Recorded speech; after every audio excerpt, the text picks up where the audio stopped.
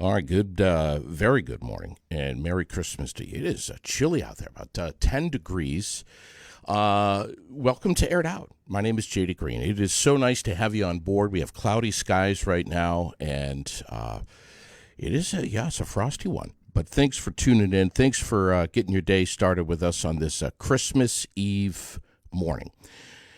If it is true that good people do good things, you are about to meet a great, great man who's doing great things. Sam Fuller is with us in the studio. Good morning, my friend. How are you? Good morning, JD. How you doing? Brother, it is an absolute pleasure to meet you. Raylene has been telling me about you, no lie here, for I don't know how many months, at least a half a year. We have so much to talk about. You're from right here, man. I am. I moved to Barrie right before high school. I lived in Waterbury growing up, and then parents decided to move to Barrie. I met Raylene's son, Craig, very shortly after moving. Became very close friends with Craig almost immediately. Wow. And then I've been in Barrie. My dad still lives in Barrie, but my roots are here in Barrie, so I'm back quite a bit. And you graduated from Spaulding High School. I did. What year was that? It's a dangerous question. 2010. Wow. Yeah. Seems like yesterday, bro. gosh. 2010. Crazy. Yeah. Then what happened? I mean, we're going to talk about your program, The Sound of a Smile, but you had some big visions in your head of what you were going to do with your life, I'm guessing. Yes and no. I think I left high school, went to college with the only thing in mind was just to play baseball and just be in college at the time. While I was in college, I had met a kid named Nick Carey. Now, Nick Carey... What college is this? This is Southern New Hampshire University, so I was down in Manchester. Yeah. I had met this kid, Nick Carey. We became literally best friends, what seemed to be overnight. And he had volunteered a lot. He volunteered at the Salvation Army, like 4 or 5 days a week. Just a very unbelievable kid. And our junior year, he had signed up for a service learning program where you had to write an essay to be able to go to South Africa and volunteer. And he went our junior year, and he came back and he goes, "Sam, you got to enter this essay contest. You have to come." And I go, okay. He goes, if he said I got to go, I would trust him. I wrote an essay. I got in. I went to South Africa with him, and Your life changed. 100%. Without, day one. Day one. It was Why? How? a lot of reasons. I mean, so you're from this area, Vermont is not necessarily the biggest cultural melting pot. So when I got to Africa, it was the first time in my life where I had been surrounded by all people of color. And that was mind-altering, to say the least. So, Especially a boy coming from Vermont. right, and that's not bagging on Vermont at all. No, just not at all. Vermont is, predominantly Caucasian state. Yeah. So I think the number one state in the country. you're probably right. So that alone was, just a mental shock. And then to meet the kids there, to see their reaction, to see the work we were able to do, it was just, I felt like I had found something, that I wasn't looking for, or something had found me. So we did the trip for 10 days. We came back. And when you come back from something like that, you have a couple weeks after where you're almost just hungover. Where you just Understand. where you're not really sure what to think about it. You miss it, and you just Well, your soul got jarred. 100%. I was, that's all I thought about for a while. And me and Nick at the time had a dream to one day go back, on our own terms, without the service learning program, just to go back there and continue the work we had. In 2016, we lost Nick to suicide, and a crazy line of events that led up to it. And when that happened, Nick, at that point, Nick was my best friend in the world. So that occurred, and my life got flipped all over the place. And after about a year of being in not a good headspace, I began to become good friends with Nick's brother, and I was hanging out with Nick's family a lot. And his brother and I were talking one day about Africa, and Steven goes, "Why don't we go back?" And from that moment forward, for the next 8 months, I was sending emails, texts, messages to everyone that I think would ever want to go. And I ended up bringing down Nick's mother, his mother's friends, Nick's brother, his childhood friends, some of our mutual friends, and some of my friends from Barrie, actually, as like a remembrance trip. And this is in 2018. Okay. I believe is when we first got down there. And then a couple of days into being down there with everyone, I realized there's no reason I shouldn't keep doing this. There's no reason I shouldn't, and there's no reason I can't. So when I got back, I sat in my room for 3 days, and I put writing notes on pieces of paper, trying to figure all these things out. I'm tacking them into my wall. Oh my God! got a entire wall covered in pieces of paper. I can relate to that. I've done the exact same thing. I need visual reference. I Me need to too. be able to see, point, grab. So do I. Yeah, Move around. 100%. I need to be active. Yes. And once we got back, it took me about 6-7 months. I had a website up. I was texting people, trying to peer pressure all my friends to come nonstop. That's all I talked about with people. In 2018. 2018. And a year later, 2019, brought another group down of 22 people. First year, I think, was 17. It was 22 the next year. 22 people. 22. It's awesome. It's great. Big groups are awesome. Big groups do most of the work themselves. And I mean that as I don't have to do as much team building because you have 22 people, whether it's on a bus. Yeah, it's built. It builds itself. People are natural, community builders. So, yeah, and we've just been steady at it since. So you go. Your primary focus is to go to an elementary school, because I want to work the paintings into this. Sure. So my primary goal is to promote happy, healthy, and a growing educational environment for the kids. This is in Curlin Village. So Curlin Village is a small community in South Africa. And to give you some backstory on South Africa and why it's a special community, South Africa went through apartheid. And apartheid, for those who don't know, is basically, imagine the slavery that occurred in America. It is the same thing in South Africa, but put on by the Dutch government. And it did not end until 1992. Which is essentially yesterday. Correct. I was born in 1992. Yeah, right. So you have a country that still has a ton of Dutch money and influence, and a country that also has native people that were alive during this time period.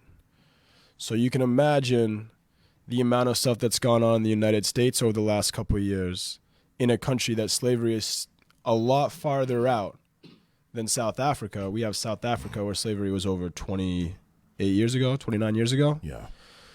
So Curlin Village is about 15 miles inland from the coast of South Africa. And if you go to the coast of that area, you'll see there's mansions, gated communities, malls, KFC, Gucci stores, you name it, because you have a ton of Dutch money that's still there and a ton of people who moved here during apartheid who bought, stole all this land, and they still own this land along the coast. If you go 20 miles inward, maybe not even, probably 15 miles inward. Different planet. Different planet. You got Curlin Village, which is predominantly a Afrikaans and Black or Xhosa village, and these are shanty shacks. So you have this little door right here. What is a closet? If you could make that closet times 3, that's probably a house for 4 people. And the average income, I think, per day is about 100 rand. And a rand, South African currency, there's about 15 rand in a US dollar. So people make about $7 a day in the village. And you're doing pretty good. There's people in the village that make 300 rand in a month. It's giving me goosebumps, dude. It's a different world, but it's also a magical world. These are the nicest people I've ever met in my entire life. These are the most receiving people that I've ever met. The relationship that I have with the community is something that I cherish. You know, these people are unbelievable. And these kids that have, you know, next to nothing, probably the happiest kids I've ever met. You know, they help each other. They walk each other to school. They walk with each other all over the village. It's awesome. It's awesome. I'm getting fired up just talking about it. That's unreal, man. But yeah, so my primary goal is to get in Curlin Village. I work at 2 preschools. I work at a preschool called Curlin Educare, and then a daycare preschool called Happy Kids. We do most of our work refurbishing those schools, getting them supplies. In the past, we've rebuilt the playground a couple times. We've put up water retention tanks, new lights. We've painted the inside of the school. We built a new brick walkway. New brick walkway / patio in front of the school. We built a sustainable garden in 2019. We have built sandboxes, cleaned up trash. Anything that we can do to help while we're there, we will do. It's awesome. Where are you living? Where do you stay? So there's a place about a mile away from the village. It used to be called Rocky Road. It was owned by a friend of ours named Rocky. Rocky recently sold it to a couple, and they renamed it Firefly Falls. But it is a backpacker resort. And the backpacker resort is so close to the village because if you go to the backpacker resort, they will set you up to help and volunteer in Curlin. And they've been a big help in Curlin for a long time. This is where I went on the service learning trip. So when I went back, I reached out to our friend Mac, who's still there. And he just gave us, the hookup, the plug. So we stay there. It's everyone stays in safari tents that are on little wood platforms with just 2 single beds. It's perfect. It's like a paradise for me. It's awesome. And the kids, where are they? Are they just surrounding you? So the place we stay, about a mile away. In the village itself, the kids stay, with their families in the village. We can hear and see the village from where we stay, but we don't stay directly in the village. That could change in the future. There's a new backpacker resort that is built in the village recently out of storage containers. And they're really nice. I think that's fantastic. Oh, it's awesome. Oh, my God. We've been in contact with the owner. Her name is Jess. I was actually just talking to her last week with everything going on with COVID down there. So there's a possibility that we may end up staying in the village in the future for at least a couple nights just so people can get an idea of what Curlin is like at night. Because it is... Curling during the day and curling during the night are very different things. Very different. How so? With, coming off apartheid, you have, poverty-stricken areas. Poverty creates depression. Depression creates... all kinds of shit. All kinds of issues. It leaves areas open for, alcoholism, drug use, neglect, all of the above. So there's a large issue in Curland of a drug called tick. Tick is, for lack of better terms, like homemade meth. And there's someone in the village, no one has really been able to nail the person down. People know who it is, but he's a powerful individual in the area. So he hasn't been able to get arrested, but tick, you see people on it once in a while during the day. But at night, when the bars are open, and they also make a lot of homemade booze as well. But there's there's an issue with it. Yeah. As there's an issue with drugs everywhere. Everywhere. So wow. the nighttime is a different world, but it's good for people to see that. Of course it is. So, yeah. So tell me, I want you to hold this this painting up that's next to you on the table, and tell us about that and what these paintings are all about, and of course explain the one behind you as well. Is it good if I hold it right there? Yeah, that's perfect. Just a little higher, just a tiny little bit higher. Perfect. Boom. Perfect. So these paintings are super special for a couple of reasons. In 2018, I was planning a trip to travel Africa for 2 months. And I wanted to go to Egypt, Tanzania, get to South Africa to meet my group there, and then go to Morocco. I want to go to Tanzania really bad. I hadn't figured out how I was going to get there or what I was going to do while I was there. I was on the Greenway in Boston, which is downtown Boston. It's a big strip of grass, and they have markets there. Which is, Boston's where you live now. Correct. I live, just outside of Boston. And I was walking through with my girlfriend at the time, and there's a sign there, and there's a lady behind this booth, and it says the Tanzania School Foundation. And I'm just like, if this isn't a sign from the universe, then okay. I walk up to this lady, and this lady's having a hard day. She's going, I paid this amount to be here. I've had no sales today. I had to pay for parking. I've been here for this many hours. And I'm big on perspective. I try and not only make sure that I'm always growing my perspective, but to try and give people the chance to have perspective. So I'm talking to this lady, and I realize this lady's having a hard day. So I give this lady $40, and I go, I hope this helps cover some costs. And I go, this is my number. Let me take your card. I'm trying to go to Tanzania, and she has a school in Tanzania. I go, I will come volunteer at your school in Tanzania with my girlfriend. This is unbelievable. And she didn't believe me.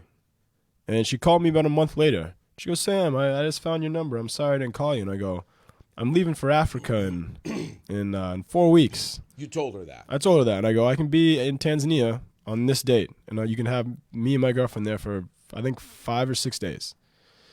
And she was like, yeah, I'm going to be in Tanzania then too. And I go, okay. So after Egypt, we went to Tanzania. She picked us up after like a 12-hour bus ride through Kenya. And I stayed at her school. And I helped build a playground. I helped build a rock wall. My girlfriend at the time worked in the classroom with the kids. We painted the new second grade classroom. And we just had just unbelievable time. Unbelievable. I was, I'd only been to South Africa to volunteer at that point, and I found my second, my second stop to start doing volunteer trips too, if I could. By the end, the founder and I made a partnership between the Sound of a Smile program, the Tanzania School Foundation, so that in the future I can bring groups there to help with the school. And then after I got back from Africa, I met up with Christine in Boston, and she offered me a spot on their board of directors. So the Tanzania School Foundation, one of the things that we do is we work with like 5 or 6 artists in Tanzania that we pay a premium for their art. They ship us the art. We put them on these wood frames and stretch them. And the money that we make off the paintings in the market in the U.S., we send back to Tanzania to put in the school. So once she told me about this, I was like, this is the easiest sell that you can make. And a lot of my friends love art. The community that I've built around the Sound of a Smile, they're just super supportive. So every couple months, I'll do a sale online where I'll go to Christine, who's the founder, and I'll just grab a bunch of art from her, like thousands of dollars of art. And I'll bring it to my house, and I just start taking pictures and posting stuff online. And in the last year, I think I've sold upwards of like $7,000 or $8,000 worth of art just through Instagram, Facebook. And these are all hand painted in Tanzania. And the artists that paint them, I'll show you a video, have sent us a video about how much it's helped them to put their kids through school because they're getting hit by COVID just like we are. So it's just a full circle, awesome thing that I'm able to do, and I enjoy the hell out of it. So like you see the one behind me as well. They're beautiful, and there's some texture to them. It's awesome. So there's really two things going on here. Yeah, so I work with the Tanzania School Foundation. We just finished our South Boston market. We ran a market with a bunch of other vendors in Avon, Massachusetts, to raise money for the school. So I do that, take board meetings with Christine, help her sell art, do anything I can to help Christine, because this lady is not only a mentor, but just an awesome human being. She built the school almost by herself in Tanzania, and that takes a lot. It's really hard to do business from thousands of miles away. She built herself a home down there and is just so committed that I couldn't not help her. So I work with her, and then I do the Sound of a Smile stuff whenever I can. The Sound of a Smile program, that's yours. It is. You created it. I did. And that is the hub, if you will, it's the conduit. That's the hub for any kind of volunteer fundraising that I do. I try to put it under there in hopes that the more just the name, the Sound of a Smile gets out, the more people I can convince to get on a plane with me to go to South Africa. That's the idea. Because I think there's a lot to gain. Like I was saying earlier about perspective. You can go to school, you can get your master's program, you can go to school for your entire life if you want. You can learn everything there is to know in books. But there's something to be said about experience. There's something to be said about emotional attachment. And there's something to be said about doing things for other people with the genuine idea that you're doing it for them with no return. And it changes people. Not everyone, but the majority of people that I've brought, they've changed for the better. So I don't know where I would be without the Sound of a Smile program mentally. Yeah. So. Yeah, that was going to be one of my questions is, how has this altered your path? And more specifically, have you thought about pulling up stakes completely and moving there permanently? And if not, what's tethering you here to America? So to answer your first question, I think the Sound of a Smile program has changed me for a couple of reasons. Before I started going to South Africa, I was doing construction management for an environmental construction company on the North Shore. And it was a good job. Right there in Boston. Yeah, it was a good job. If I would have stayed at that company and stayed doing what I was doing, I could have really built a great career. It would have took some time, but I would have built a great career. I would have retired at a good age, and I would have been just a dude, just a regular dude. But I wasn't feeling very fulfilled in my job. And once I started going to South Africa, I realized that I don't just have to be like Construction Sam, and that I can do anything that I want and put my eyes to. So when I came back, I took a step away from the management, and I got into running heavy equipment for the simple fact that heavy equipment operator does not have to work in the winter if they don't want to. You can take the layoff. So I can take the layoff, and I can just go to Africa in the winter. I was going to ask you about that. What kind of deal did you have to make with your employer to disappear to Africa? And how long are you in Africa for at a time? So the trips, if you go on a full trip with me, it's 16 days, and that includes the flights. So this year coming up in about 2 months, I'm supposed to have 2 trips back to back. With everything going on with COVID, we're still up in the air with that.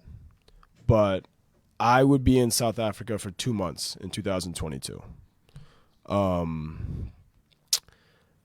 Every employer that I've worked at in the last 2.5, 3 years, before I get hired, I always let them know that while I'm here for you. But the minute, beginning of February starts, this is what I do.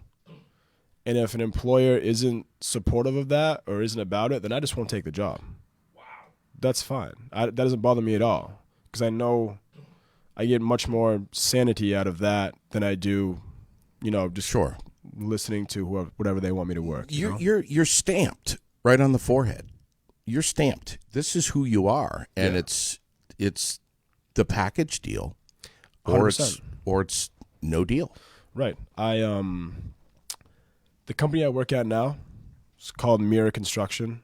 I started working with them about 1.5 years ago, and I've never worked for a company that's been more supportive of what I do. They're super supportive of my program. They're super supportive of any kind of volunteer work that I want to do. They feed me as many hours as I can handle the time that I am working, so that I can make as much money as possible, which makes my time away a lot easier. So, kudos to them for one. They're just an awesome place to be.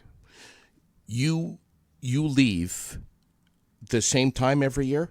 Roughly, yeah. It depends what trips I fill. And when is that? Usually I set up 3 trips a year. And if they fill, they fill. If they don't, they don't. But I set up a trip in January, usually one in early February, and then one either late February into March or early March into late March. I've been crafting up this plan to reach out to some schools in Vermont, some high schools in Vermont. And the idea that I've been trying to put together is to get 3 high schools on board. Mm-hmm. One of those would obviously be Spaulding. Potentially, Spaulding, Burlington, or somewhere in that area, and one more school, to send 5 kids every 3 years on a trip to South Africa with me, with a chaperone per 5 kids, and be able to give kids in Vermont who may not have the opportunity, especially at that age, to get to South Africa or get to Africa and do something like this. I know when I was 16, 17, 18, if the idea had been presented to me the right way, I would have bought in 100%. But it has to be portrayed the right way. Because what do all high school kids want to do? They want to be cool. High school kids just want to be cool. So you can't present this to them like you're going on some, some trip that's not cool to them. Sure. You got to sell it to them. And I think as I continue to get in certain rooms with people, that I can present it in a way that I not only sell it to the school, but I can sell it to the kids. Sure. So I'm hoping in the future that that's something that I can help tie Barry into the program, because Barry's already very tied into it already. Yeah. People like Josh Dickinson at Gustos. Yeah. Great guy. Supported you. Love Josh. Yeah. Supports me through and through. I try and support him through and through. And he does us as well. In a big way. He's one of our sponsors. He's awesome. JJ at Mr. J is one of my best friends. Yeah. JJ's just the guy. Yeah. He's just such a good dude. Has he been to Africa with you? JJ has not. All right. What about Josh? Josh has not either. I know that JJ, starting his own business, he's a very busy guy. he's pretty much at Mr. J's almost every day. So he's a harder person to get. I'm not too concerned about getting JJ there. I think JJ's role in the Sound of a Smile program is doing exactly what he's doing. Yeah. Me and him have joined together for multiple little ventures of giveaways or things of that nature. So Barry's very much ingrained in it already. I just want to really get Barry. Sure. You know what I mean? I can't see because she's off camera here, but is my lady sitting right there watching you? Yes, she is. Staring at you? Yeah, she's been staring at me, yeah. Yeah, can we get her over here to? Of course. I'm going to send the link out to a couple people. Yeah, please do. Yeah. While you're doing that, Sherilyn, if we can get her up here. Don't worry, I won't put you on camera. I was I was going to, my intention, and you and I have been chatting for a couple of weeks now. My intention was to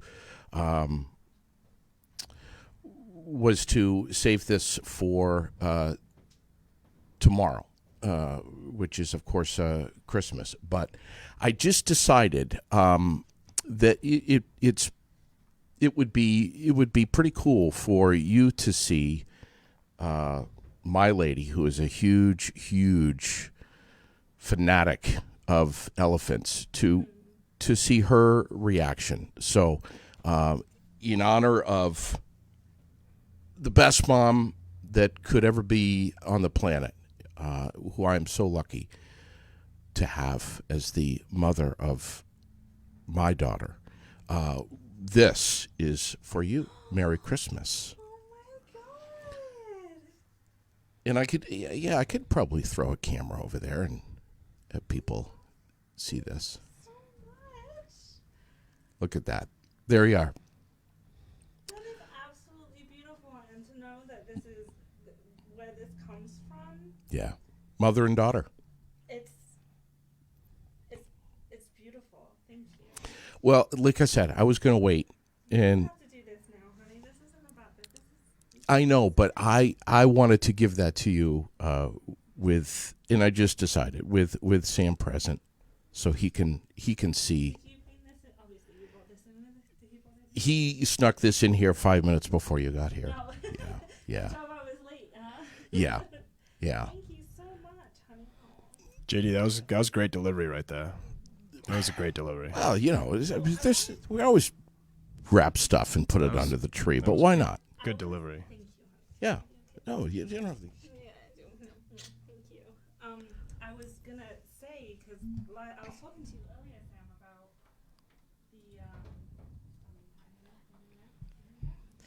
the I was looking online. You have a website, and you also have a holiday market going on.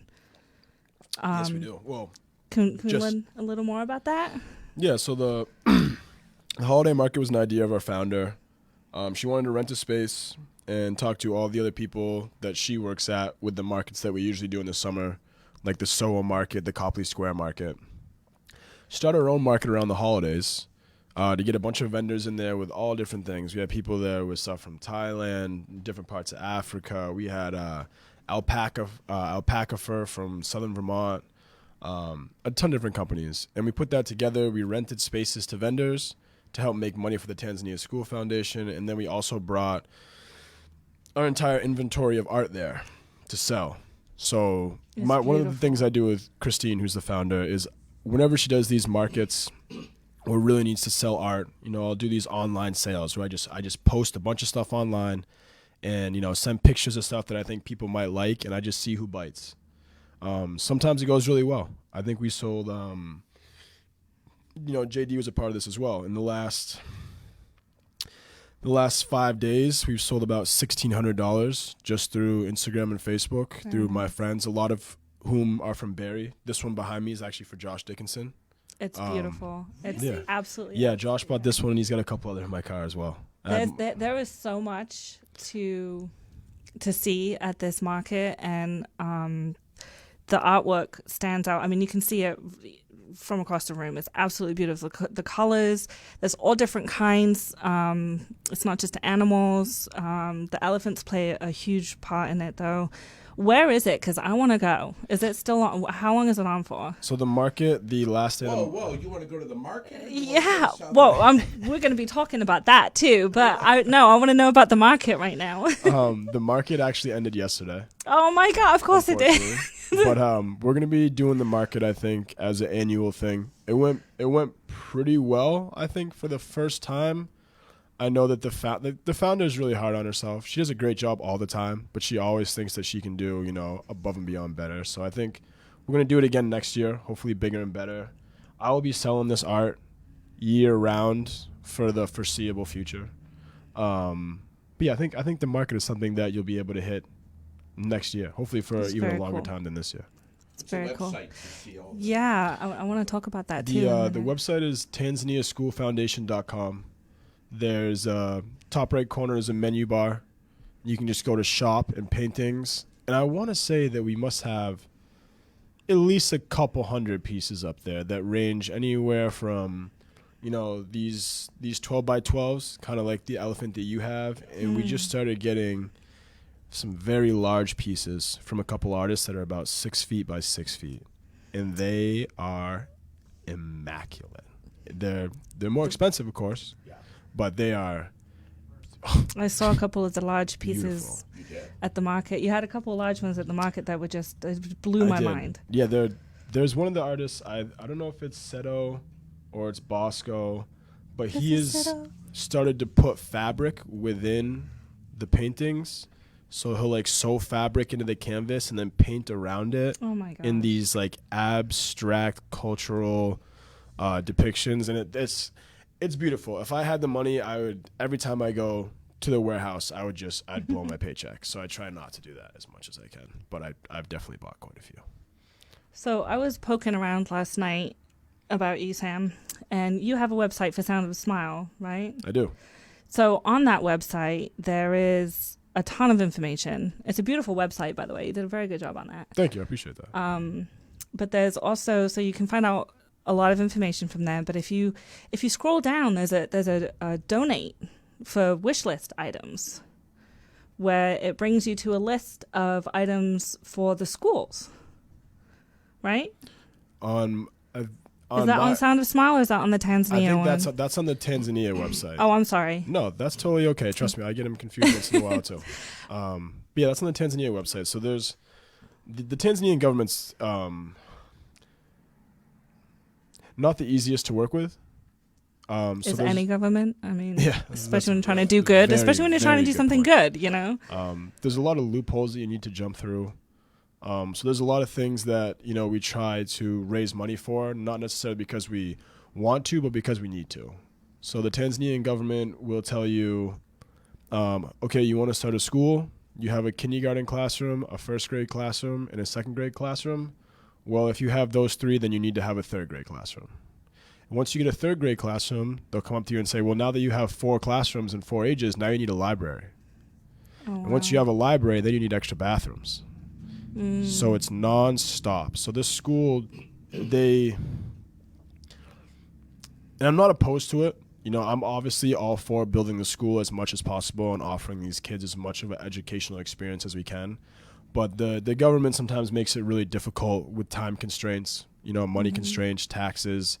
They make it maybe harder than it needs to be.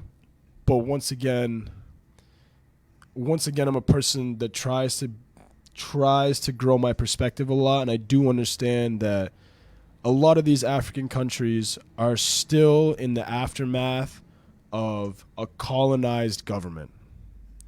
You have governments that 100 years ago were run by people from not that country, who came in and stripped a lot of these countries of their natural resources, human resources, and that idea that is still possible and to still just, scrape these countries is still an idea that is stuck in some of these governments. So it's not Tanzania's fault.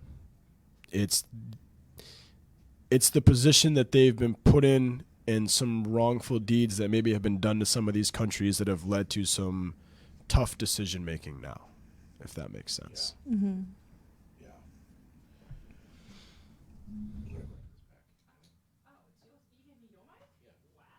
Sherilyn just hijacked my podcast here. But, no, seriously, though, is there anything else that you want to ask Sam? How do we sign up? Yeah, how do, when are you going next?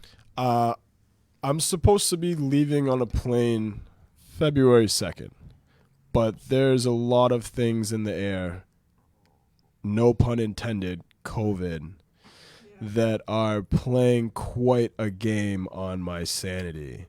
And that's to South Africa? And that's to South Africa. There's also the 2023 schedules up on my website, and you can sign up for that now. And then my 2024 schedule is going to be up in January so that people have the chance to sign up 2 years in advance. That gives you 2 years to fundraise and 2 years to save money to go, so it's not so much of a financial burden. Wow. Any of those trips planned around the elephant migration? So the Great Migration doesn't go through South Africa, but I do bring people to either the Plettenberg Bay Game Reserve or the Addo National Park, in which you will see elephants at both. Wow. You have a lot to talk with this guy about. I do, because this coming year is a big year for me. I'm turning a big number. You don't want to, marry Sam or anything like that. Okay. No, just making sure. We just got a comment here. The world needs more Sam Fullers. Love you, brother. You know who wrote that. It's Craig. Of course. Of course. Love Craig. Very happy you got Craig up here. Yeah, man. That took a lot for Craig to stand here or sit here. Very much so. Yeah. We're putting a little bit of heat on him to start his own podcast. He's got a lot to say. Oh yeah. I've spent a lot of nights on the phone talking to Craig on the phone. Yeah, I'm sure you have. Yeah. Man, I'll tell you, before we head out, what's the deal with you producing music? My God, man. And you were on NBC last night? Very unexpected. What's that all about? Like 4 days ago, I knew it was going to rain on Wednesday. This is the truth. I knew it was going to rain on Wednesday, and I really didn't want to work outside on Wednesday. So I'm like, how can I get out of working outside? I bought a Santa suit this year, and I was like, what if I pitched the idea to my company to I drive a backhoe for a living, like 4 days a week. In Boston? In Boston. So I dig that trenches. right there. I mean, alone, right there. You got to you have some wires crossed to drive 100%. a backhoe around Boston. 150%. But I love it. Like I grew up in Vermont. I didn't grow up in the city, so I get to drive in this huge city. Do people get the hell out of your way? No, this is Boston. People cut you off. They think that I can stop on a dime. I'm lucky I haven't hit anyone yet. You do a lot of damage with that backhoe. 100%, and zero damage to the backhoe. So my idea was like, you know what? Maybe I pitch this idea to my company to let me drive around in the backhoe through the city with a Santa suit and raise money for the Salvation Army. And I pitched it to my two supervisors, and they both were like, yeah, you got to talk to the president. And I was like, okay. I was like, give me his number. So I called the president. He was on vacation in Mexico. He answered me amazingly. I was like, I know it's time sensitive question, but this is what I'm trying to do. And he goes, yeah, I'm all for it. Just talk to our other director. His name is Rick Mayo. Call Rick on the phone. Rick goes, yeah, man, I'm all for it. Get the backhoe. And I go, all right, now we're in business. So Wednesday morning, I got to work, put on a Santa suit, started the backhoe. You didn't just put on the Santa suit, brother. You put on the glasses. Oh, yeah. A friend of mine had just given me these pit vipers like a week ago. And I was like, let's throw them on. We'll add that to the gig. And I hit up a lot of my close friends and a lot of people who support my Sound of a Smile program. Shout out to Stephen Canova, John Carbonneau, Craig Carbonneau, Kirsten Bernstein, and a lot of other people, local businesses in Boston. And I just started driving around. And I'll tell you something. I was completely unaware of how much people love Santa.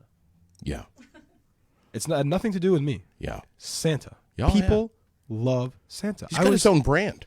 Yeah. I was driving through driving in front of TD Garden where the Celtics and the Bruins play. And there's tons of people on the street, and I just start beeping my horn and waving at people. People are going nuts. People are going nuts. They wanted pictures. Kids are going crazy. Kids go crazy enough when I pull up to a stoplight when I'm not in a Santa suit. Yes. Yes. Kids are fired up. Yes. I'll move the bucket a little bit. These kids are like, wow, you know? And then I do it in a Santa suit, and I got a huge Bluetooth speaker with the windows down playing Here Comes Santa Claus. Get out. This is a win-win. So I drove around the city all day Wednesday, waving at people, stopping at businesses, taking pictures, taking donations. Stopped at my friend's daycare, Jess. She owns a little daycare in Cambridge. Gave presents to the kids. And I get a call Thursday morning from Rick Mayo, who's like one of our big managers. And he goes, Sammy, NBC just called. And I go, what? What are you talking about? And he goes, NBC's going to meet you at the job site today, and they're going to do a story on you. And I go, you're shitting me. And he goes, no, just be ready for them to be there. He's going to text you. I go, okay. Now, remind you, Wednesday I got to drive around. Thursday I actually had to go to work. So yesterday I actually worked. I was working for Eversource, digging up the sidewalk to put in a new service for a house. So in the morning, Josh Dickinson had given me a huge donation to take the backhoe to the north end where his wife's cousin works in the fire station. And he gave me the donation, but due to the size of the donation, I had to get him a gag gift, and I had to take a picture with him sitting on my lap. So I knocked on the fire station door, told them why I was there, said, I'm looking for so-and-so. They loved it. They loved it. So I get to work. Eversource doesn't show up till like 9 o'clock. They're a union, so they can do whatever they want. I get there, and there's one of my normal managers from Eversource, and I go, hey, man, NBC's coming out here at 10:30 to talk to me, so please make sure you're wearing your hard hat and everything so you guys aren't on TV looking like you don't know what you're doing. And I really didn't think he was going to come. And out of nowhere, here comes NBC, knock on the backhoe. Started taking a video. They did an interview. And then they waited around all day until I was done work. And they followed me down to one of my friend's employers called Tavern in the Square, right across from TD Garden again. Finished doing the story there. And I didn't think they were going to air it. I thought it was just going to go online. I was like, there's no way they put this on NBC 10.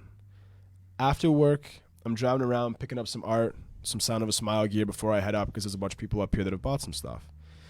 And I get a call from one of my best friends, Steven Canova.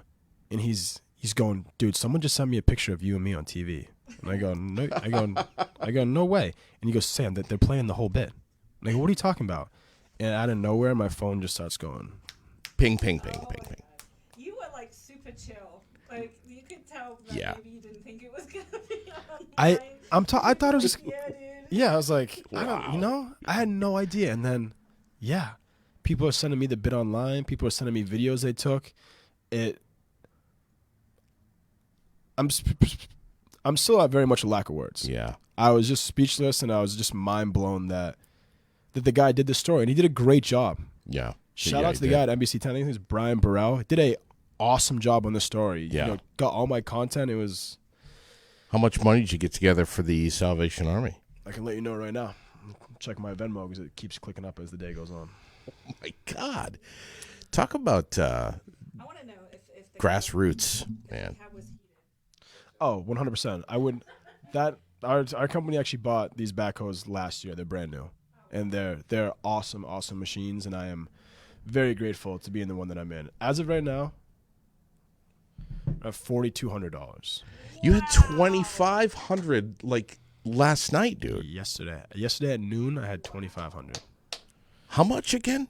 4,200 in total. $4,200. To think that came out of Yeah. you not wanting to work in the rain, dude, is amazing. That's crazy, dude. It worked out well. Like these are all things that are going through my brain. Like it's gonna pour Wednesday. What I mean? It's gonna pour. I really want to wear the Santa suit. I love driving the backhoe in the city. I do. There are things What about a it story. that I really enjoy. So I promise you, next year, Look out. I'm hoping, like I said, 2 weeks before Christmas when I was talking to the guy, but realistically, I'm thinking a week. I'm thinking to myself, in a Santa suit for 2 weeks is a lot.